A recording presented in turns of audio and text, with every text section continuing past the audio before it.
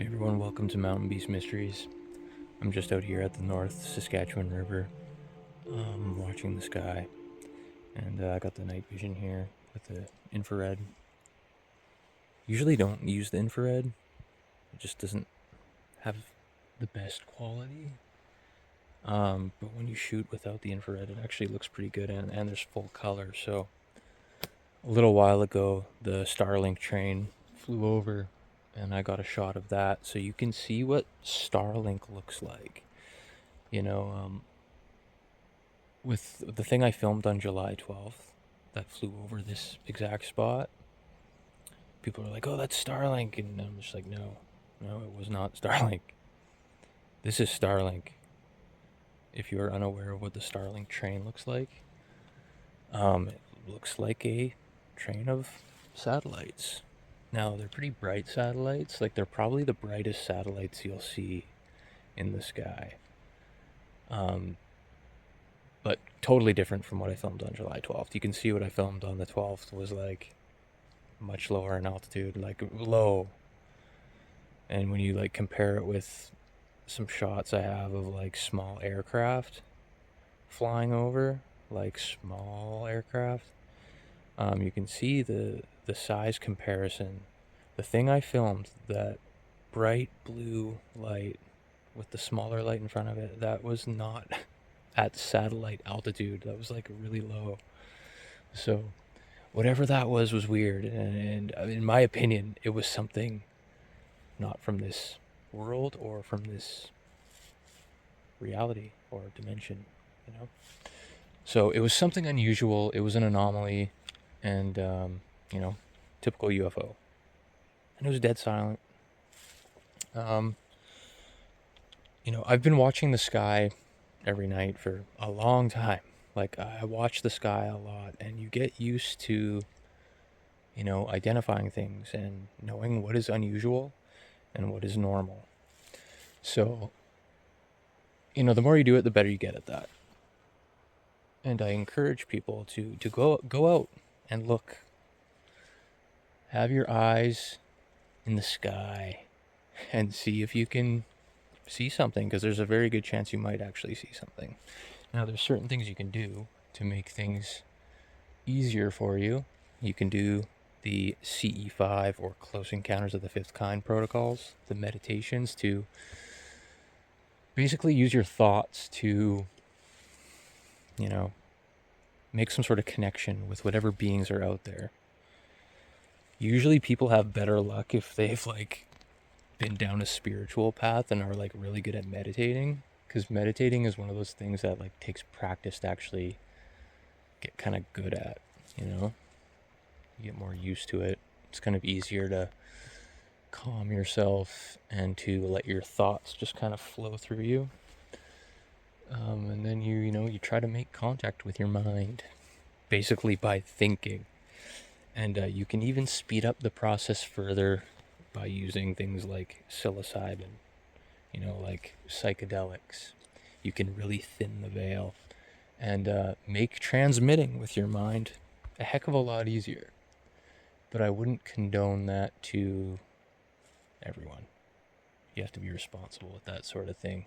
Only experienced psychonauts. And there's been a few nights like this summer that there's been some pretty good aurora shows going on.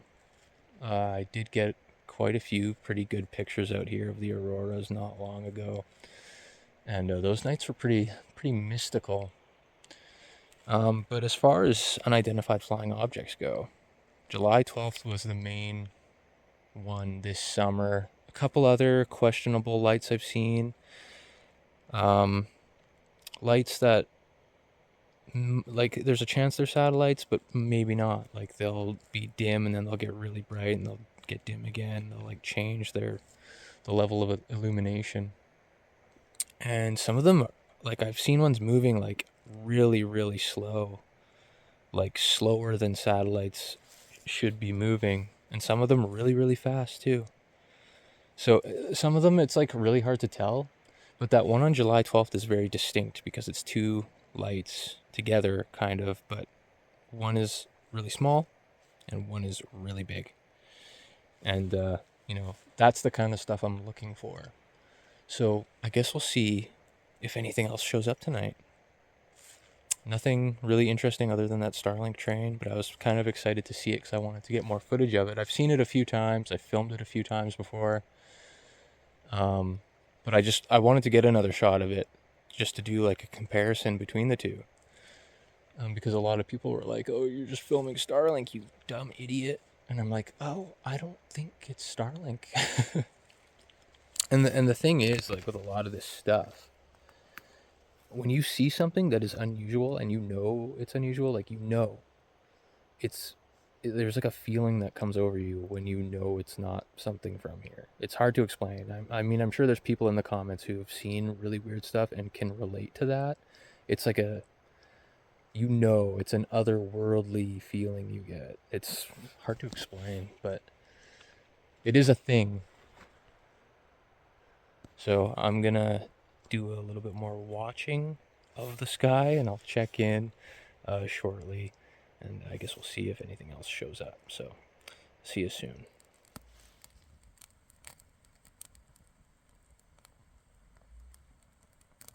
Just have the little firebox style stove going here. I was gonna boil some water for some tea. There's nothing really weird going on in the sky tonight. So nothing to report there. But on the subject of CE5, like whenever you bring up the name Stephen Greer, people seem to always get their panties all up in a bunch. Like, whatever you think of Dr. Greer, the CE5 protocols are legit. They are legit. And he's on the good side. So keep that in mind. Keep that in mind. With like the protocols, like the CE5 protocols, like you don't have to do the meditation stuff if you're not into that sort of thing. If you think it's weird, I know a lot of people think it's weird.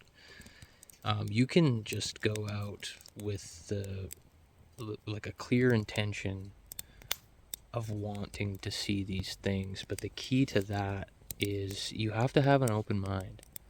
If you don't have an open mind, if you're very skeptical about it, and you just want to prove people wrong, you're not going to see shit. You're probably not going to see anything. They're like, why would they show themselves to you? You really have to have a true open mind and be open to the possibilities. And that's what like Mountain Beast Mysteries is all about. It's about having an open mind to all this stuff. There's a lot of people out there who just want to prove people wrong.